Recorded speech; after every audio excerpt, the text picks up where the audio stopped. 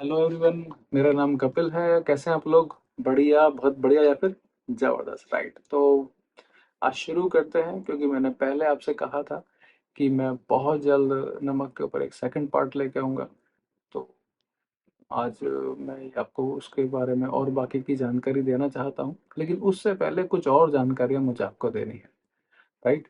क्योंकि बहुत सारे लोगों से मैं एवरी सिंगल डे बात करता हूँ। मेरे जूम क्लब पे मैंने आपको बताया था, उसमें हम आमतौर पे बात करते हैं अच्छी सेहत के बारे में, कि हम लोग अच्छी सेहत कैसे पा सकते हैं, अपने बच्चों की सेहत को अच्छा कैसे कर सकते हैं, अपनी इम्यूनिटी को कैसे बेहतर कर सकते हैं, अपनी जॉइंट हेल्थ को और गट हेल्थ को कैसे अच्छा कर सकते हैं, और अपनी फिटनेस को कैसे हम बेहतर कर सकते हैं, इसके बारे में हम बात करते हैं। और बहुत सारे लोग लेथार्जिक रहते हैं, एनर्जी और फिटनेस उनकी बहुत वैसे रहती है, तो उसके उसको भी बूस्ट करने के लिए हम लोग लोगों की हेल्प करते हैं। और कुछ लोग आते हैं, वो कहते हैं जी हमारा वज़न बहुत कम है, तो हम उनको वज़न बढ़ाने के लिए भी हेल्प करते हैं। और कुछ लोग आते हैं कि हमारा वज़न तो बहुत ज़्यादा है, और हम बहुत सारे मार्केट में कपड़े लेने जाते हैं, वो भी हमको नहीं आते, और कई बार दुकानदार बोलते हैं जी आपके नाप के नहीं है, और बड़ा चैलेंज आता है, तो उन लोगों की हम हेल्प करते हैं। तो ये सब हमारा जूम क्लब को चलता है, और इसी के माध्यम से हम लोगों की हेल्प करते हैं। और एक बात और मुझे आपको बतानी थी कि हमारा न्यूट्रिशन क्लब किसी बीमारी को ट्रीट के और डायग्नोज करने का दावा नहीं करता है। तो अब मैं आपको बताने वाला हूँ कि पिछले ब्लॉग में जो हमने बात करी थी, वो हमने ये बात करी थी नमक कैसे-कैसे हम ज़्यादा खा लेते हैं। क्योंकि जो डब्ल्यूएचओ की गाइडलाइन है वो 5 ग्राम की है, लेकिन वो चाहता है कि 2030 तक हम लोग 7 ग्राम तक तो आ जाएँ, क्योंकि हम लोग 10 से 12 ग्राम तक एवरी सिंगल डे नमक कंज़्यूम कर रहे हैं। और इतना ज़्यादा नमक को खाना, मैंने पिछले ब्लॉग में भी बताया था कि काफ़ी सारे हेल्थ चैलेंज हमको आते हैं, काफ़ी सारे डिसऑर्डर हमको आते हैं, क्योंकि हमको शायद उतना अंदाज़ा नहीं है। लेकिन ये तो होगी नमक खाने की बात और उनसे होने वाले जो हमको परेशानियाँ हैं। क्योंकि किसी भी चीज़ को अगर हम उचित मात्रा में खाते हैं, तो वो हमारे लिए बहुत अच्छा रहता है। लेकिन जब हम उसको एक्सेस खाना शुरू कर दें, बहुत ज़्यादा खाना शुरू कर देते हैं, तो वही अच्छी चीज़ वो हमारी सेहत को नुकसान पहुँचाना शुरू कर देती है। तो इसी के बारे में पिछला ब्लॉग था। लेकिन अभी जो चीज़ होता है जैसे नमक है ना? वैसे तो 6-7 तरह के नमक होते हैं। लेकिन आम तौर पे जो हम खाते हैं वो 3 तरह के ही खाते हैं, और बाकी के जो 4-5 तरह के नमक हैं, वो हमारे आयुर्वेद आचार्य, वैद्य, हकीम ये लोग यूज़ करते हैं। काफ़ी सारी आयुर्वेदिक दवाओं में उनका इस्तेमाल होता है। तो हम अगर हम सबसे ज़्यादा बात करें, तो सबसे ज़्यादा हम लोग जो खाते हैं वो समुद्री नमक को हम लोग खाते हैं। है ना? जिसको सादा नमक कहते हैं, जो जो थैलियों में पैक होके आजकल हमारे घर को आता है, और मैक्सिमम लोग उसी का यूज़ करते हैं। तो मैंने आपको कहा भी था कि मैं ये भी बताऊँगा कि इनका प्रोसेस क्या है, ये कहाँ से आते हैं, कैसे बनते हैं, और क्या प्रोसीजर है, कौन-सा बेहतर है हमारे लिए। तो समुद्री नमक की मैं बात करूँ तो भारत इसका बहुत बड़ा उत्पादक और निर्यातक देश है। काफ़ी सारे देशों को हम नमक बेचते हैं। हम लोग नमक नहीं बना पाते थे, लेकिन हमारे जो गांधी जी थे, उन्होंने गुजरात में इसका आंदोलन करा और नमक के कानून को तोड़ा, और सबसे ज़्यादा नमक गुजरात में ही बनता है। 75% जो हमारा नमक है, वो गुजरात में बनता है, महाराष्ट्र में बनता है, उसके बाद आंध्र प्रदेश में है, और कई सारे राज्य हैं, राजस्थान में भी है, कई सारे स्टेट में ये नमक बनता है, लेकिन 75% जो बनता है वो गुजरात में बनता है। और एक चीज़ मैं और बताना चाहूँगा कि तकरीबन 11,000 से ज़्यादा अ, कंपनियाँ हैं जो नमक बनाती हैं। जबकि हम लोग तो सिर्फ मैक्सिमम टाटा को ही जानते हैं, टाटा नमक। लेकिन नहीं, 11,000 से ज़्यादा लोग हैं, और 6 लाख एकड़ से ज़्यादा में इस नमक की खेती होती है ना? नमक की भी खेती होती है, नमक को भी तैयार कराया जाता है। लेकिन अब ये कैसे होती है, मैं उसके बारे में थोड़ा-सा इन शॉर्ट में आपको ज़रूर बताऊँगा कि जितने भी कोस्टल एरियाज़ हैं, जहाँ-जहाँ समुद्र है, तो वहाँ-वहाँ बहुत-बहुत बड़े एरियाज़ में ऊँची-ऊँची डॉलें, मैंडें बनाई जाती हैं, तकरीबन 2-2 3-3 फुट ऊँची। और कई बार तो अ, पानी वैसे ही आता है, बरसात से भी हो जाता है, लेकिन बहुत सारे पाइपलाइन के थ्रू उनके अंदर समुद्री जो पानी है, वो भरा जाता है। और उसके बाद कोस्टल एरिया में गर्मी बहुत ज़्यादा होती है, सूर्य देवता का बहुत आशीर्वाद उधर मिलता है, तो वो पानी भाप बन के उड़ जाता है, और उसको पहले वो ज़मीन को समतल करते हैं, प्लेन करते हैं, और काफ़ी मेहनत करते हैं वो किसान उसको। और उसके बाद नमक जम जाता है, वो उसको धीरे-धीरे इकट्ठा करके खींच-खींच के उसका ढेर लगाते हैं। और अब तो पहले तो सब काम हाथों से होता था, लेकिन अभी काफ़ी सारा काम मशीनों से होने लगा है। तो वो ढेर लगते हैं, बहुत बड़े ढेर लगते हैं। मैंने भी एक बार विज़िट किया था, तो मैं निकला जा रहा था तो मैंने नमक के पहाड़ देखे थे खेतों में, इकट्ठा कर रखा था। फिर उसके बाद जेसीबी की मदद से और बड़े-बड़े ट्रैक्टर, ट्रॉली, ट्रक्स की मदद से वो नमक फैक्ट्रियों में जाता है। लेकिन वो नमक अभी खाने लोग योग्य नहीं होता, क्योंकि उसमें काफ़ी सारी अशुद्धियाँ भी मिली होती हैं। क्योंकि जैसे मैंने बताया, समुद्र का पानी आता है, तो समुद्र में बहुत सारे जीव भी होते हैं, छोटे-मोटे जीव भी होते हैं, केकड़े भी होते हैं, और छोटी-मोटी मछलियाँ भी होती हैं, बहुत सारी चीज़ें। और अभी तो आज की डेट में अगर हम बात करें तो हमारे समुद्र में बहुत सारी मात्रा जो है प्लास्टिक की मौजूद है। और कहीं न एक पीछे रिपोर्ट आई थी कि वो नमक में भी कहीं न कहीं है।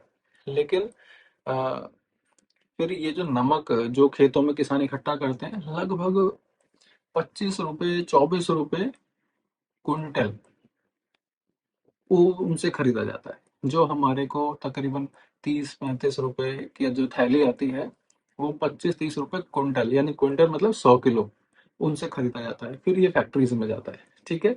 और फैक्ट्री में जाके इसकी रिफाइनिंग नहीं होती है, क्योंकि वो नमक खाने योग्य नहीं होता। उस नमक को हम खा लेंगे तो निश्चित रूप से हम बीमार ही पड़ जाएंगे। तो काफी सारे उसमें रिफाइनिंग रहती है, काफी सारा प्रोसेस है, काफी सारी मशीनरी में ये होकर निकलता है।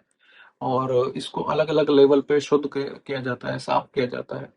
और इसमें और कई सारे केमिकल्स ऐड करे जाते हैं, और सबसे जो मेन केमिकल है उसको है आयोडीन। आयोडीन इसमें सब में मिक्स करा जाता है, क्योंकि आई थिंक 1950 या उसके बाद से गवर्नमेंट की तरफ से गाइडलाइन थी कि आयोडीन नमक में मिलाया जाए, क्योंकि इंडिया में भी कई जगह देखा गया था कि आयोडीन की कमी थी। वैसे तो आयोडीन हमको खाने पीने की चीज़ों में, काफ़ी सारी चीज़ों में मिल जाता है। अब मेनली तो हमको दूध दही अगर हम पर्याप्त मात्रा में खाएं, मतलब 250 से 500 ग्राम अगर हम दूध दही मट्ठा कुछ खाते हैं, तो उतने में हमको आयोडीन पर्याप्त मात्रा में मिल जाता है। लेकिन हमारा जो देश है, उसमें बहुत सारे लोग ऐसे हैं जिनको ये इतना भी एवरी सिंगल डे नहीं मिलता, क्योंकि बहुत सारा जो श्रमिक वर्ग है, अ, जिनकी मदद से, जिनकी मेहनत से हम लोग खाना खाते हैं, दूध पीते हैं, और इतने शानदार घरों में हम रह रहे हैं। तो बहुत सारे लोग बहुत सारे अलग-अलग फैक्ट्रीज में भी बहुत मेहनत कर रहे हैं, लेकिन उनके सब घर वालों को उतनी मात्रा में नहीं मिलता। हरी सब्जियों में भी रहता है, और कई सारी फिशेज में बहुत अच्छी मात्रा में ये है, और मशरूम में भी है। लेकिन ज़्यादातर चीज़ें उनकी पहुंच के बाहर है, इसीलिए गवर्नमेंट ने ये निर्णय लिया कि इसको नमक में ऐड कर दिया जाए। लेकिन अगर उस नमक को डाल के हम उसको बहुत ज़्यादा हाई टेम्परेचर पे बॉईल करते हैं, तो उतना आयोडीन आपको नहीं मिलता। अगर टॉप ड्रेसिंग के थ्रू हम उस नमक को उसमें ऐड करते हैं, तो आयोडीन की हमको पूरी मात्रा मिलती है, ठीक है। लेकिन अ, ये बात बहुत लंबी हो जाएगी। तो इसको प्रोसेस, जब इसकी रिफाइनिंग होती है नमक की, मैं वापस आता हूँ, जब नमक की रिफाइनिंग होती है, तो उसमें से बहुत सारे मिनरल्स खत्म हो जाते हैं, और बेसिकली सोडियम क्लोराइड जो है वो बहुत अच्छी मात्रा में उसमें होता है, क्योंकि पोटेशियम उसमें नहीं, या फिर ना के बराबर होता है। और अब हम अपनी दूसरी चीज वैरायटी की तरफ चलते हैं। तो जो दूसरे नंबर पे जो हम सबसे ज्यादा नमक का इस्तेमाल करते हैं, वो है सेंधा नमक, है ना। बहुत सारे उसको लाहौरी नमक भी कहते हैं, बहुत सारे उसको पहाड़ी नमक भी कहते हैं। लेकिन इसको सेंधा नमक, लाहौरी नमक क्यों कहते हैं? क्योंकि सबसे ज्यादा जो पाया जाता है, ये पाकिस्तान में पाया जाता है। और पाकिस्तान का जो लाहौर है, वो प्रांत है, उसमें उसमें काफ़ी सारी खाने हैं इसकी, तो उसको लाहौरी नमक बोलते हैं। जो सिंध प्रांत में काफ़ी सारी खाने हैं, तो उसके उसलिए इसको सेंधा नमक बोलते हैं।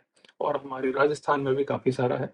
अब देख रहा हूँ मैं, पिछले 2-3 साल से सेंधा नमक का जो रेट है वो काफ़ी ऊपर गया है। धारा 370 जब हटाया था, तो उसके बाद से पाकिस्तान गवर्नमेंट ने कुछ भी लेना देना बंद कर दिया था इंडियन गवर्नमेंट से, तो नमक भी बंद हो गया। अब पाकिस्तान से नमक तो आता है, कुछ और एक दो और कंट्री है उनसे भी आता है, लेकिन उनकी गुणवत्ता उतनी अच्छी नहीं है जितनी इसकी है।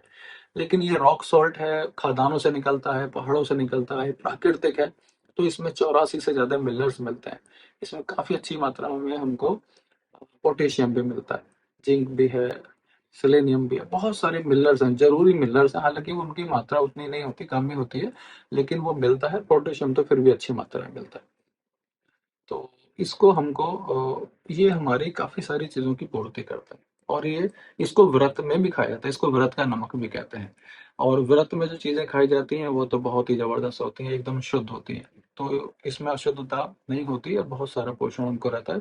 इसमें सोडियम की मात्रा कम है, इसलिए थोड़ा-सा ये कम नमकीन होता है। और पोटेशियम की मात्रा है, लेकिन सोडियम की कम है। इसीलिए जो जितने भी हार्ट के जो मरीज हैं, ब्लड प्रेशर के, इस तरह हाइपरटेंशन के हैं, उनके लिए ज़्यादा बेहतर है। उनको, जितने भी हाइपरटेंशन के मरीज हैं, उनको जो समुद्री नमक है, आमतौर पर डॉक्टर उनको कम खाने की सलाह देते हैं। ये भी कम खाना चाहिए, लेकिन इसमें सोडियम होता ही कम है, तो ये फिर भी चलता है। तो ये काफ़ी बेहतर है। और जो तीसरे नंबर का हमारा नमक आता है, वैसे तो मेरे पास और भी इसके बारे में बताने के लिए था, लेकिन वीडियो बहुत लंबा हो जाएगा। लेकिन अभी तीसरे नंबर पे चलते हैं, वो है काला नमक।